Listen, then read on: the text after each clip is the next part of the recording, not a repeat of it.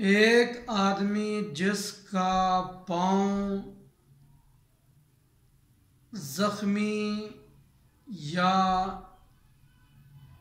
پاؤں کی ہڈی ٹوٹ جانے کی وجہ سے پلستر باندھا گیا، پٹی باندھی گئی، اب نماز کے لیے وہ وضو کرنا چاہتا ہے، تو جو پاؤں اس کا صحیح سلامت ہے اس کو دھو لے، اور جس پاؤں پر پٹی ہے اس پر مسح کر سکتا ہے، پٹی اتارنے کی ضرورت نہیں۔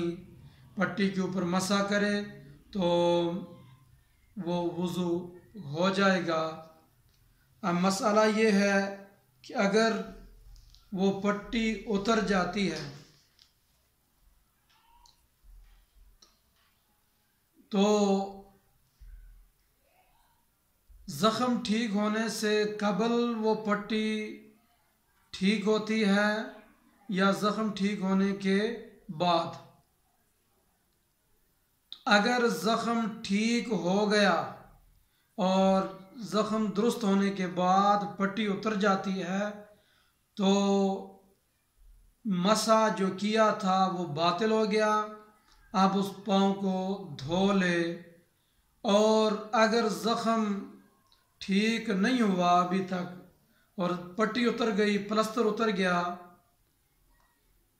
تو وہ مسح جو وضو کے دوران کیا تھا وہ باطل نہیں ہوگا، وہ برقرار رہے گا۔